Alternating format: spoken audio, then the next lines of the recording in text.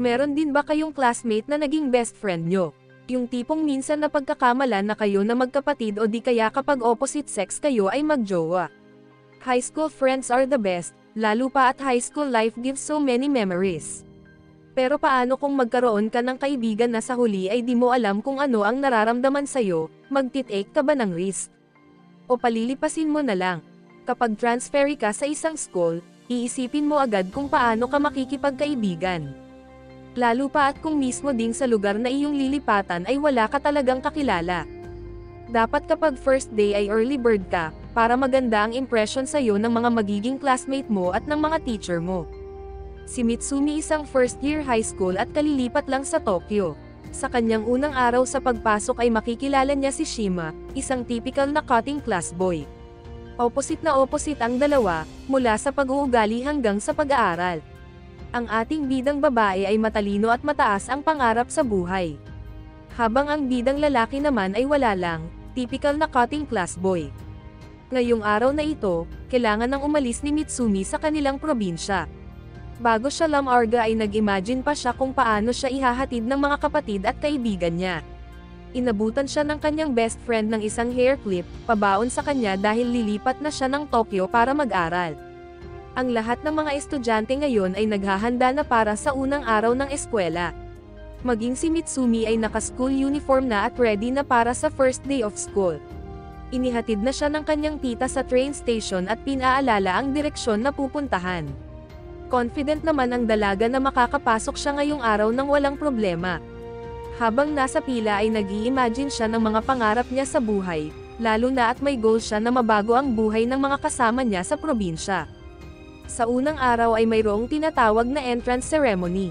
Isa sa mga kaibigan ni Shima ang tinawagan na siya dahil magsisimula na ang program.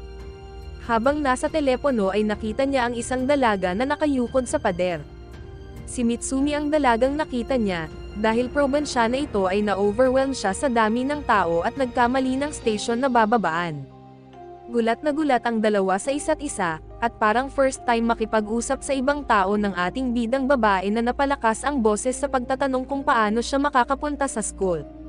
Ang ending ng dalawa ay sabay silang pumunta ng school, cutting plan failed para kay Shima. Nang makababa ng tren ay inaya ni Shima si Mitsumi na tumakbo, energetic ang binata habang ang dalaga ay halos mawalan na ng hininga.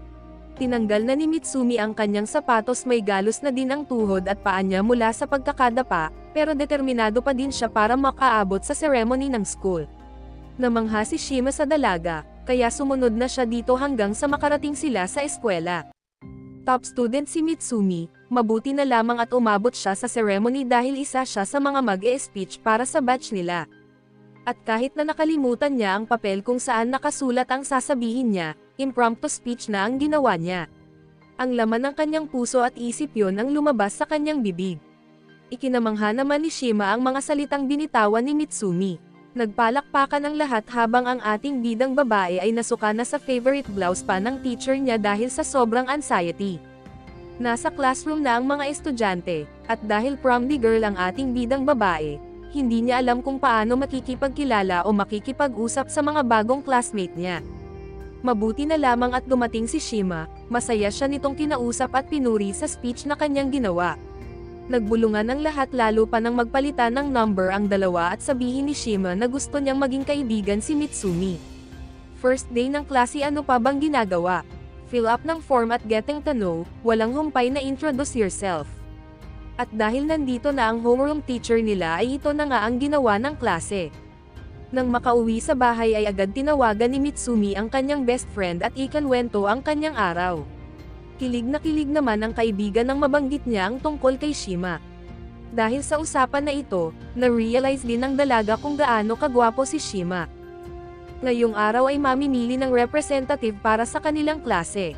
Nagtanong ang kanilang teacher kung meron bang gusto mag-volunteer, at dahil mahiyaing makapalang mukha ang ating bidang Jollibee, nagpresenta na siya na ang representative para sa babae.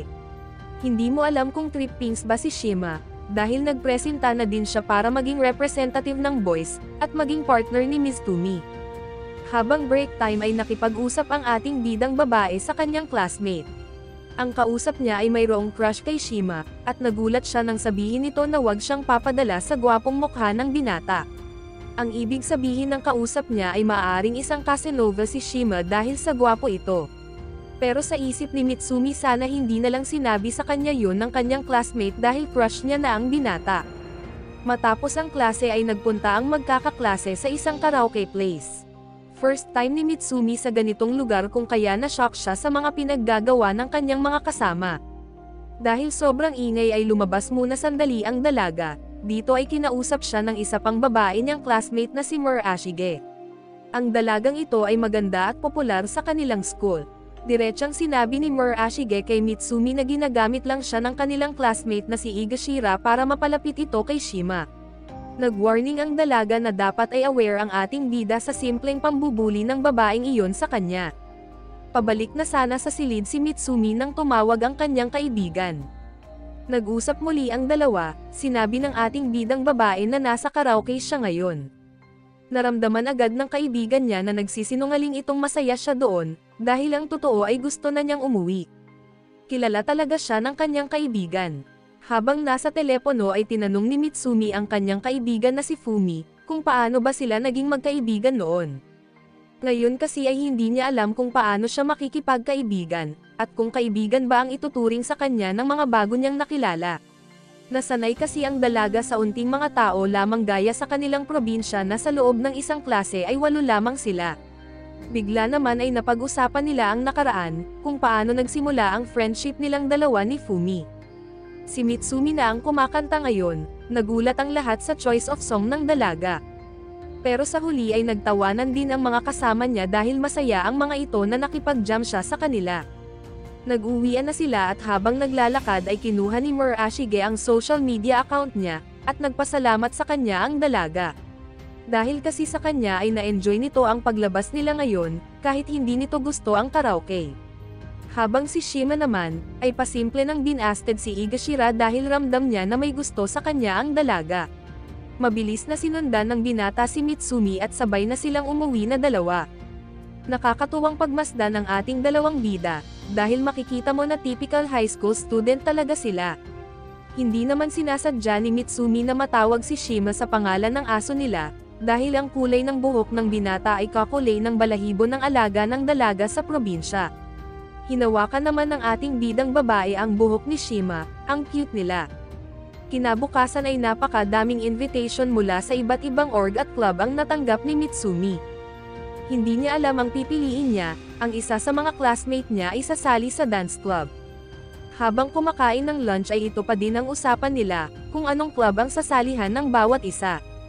Pressure naman ang nararamdaman ni Mitsumi. Mas lalo pa siyang naloka nang mayroong second year ang pumasok sa room nila, may dala itong bulaklak at hinahanap siya. Mga senior talaga hilig tumarget ng freshman, kaya agad na tinapik ni Shima ang lalaki para pagsabihan ito. Ang lalaki ay galing sa theater club, nais niyang sumali si Mitsumi sa club na ito. Inalok ng lalaki ang buo nilang klase na manood ng performance after class, at pinuntahan naman nila ito ni Shima. Ngayong araw na ito ay nakapagdesisyon na si Mitsumi na student council ang gusto niya salihan. Gusto niya kasi mabuild ang leadership skill niya, dahil pangarap niya na makapaglingkod sa bayan at maging isang mayor. Naabutan nila ang isa nilang classmate na nag-aalinlangan pumasok sa student council office, nilapitan nila ito.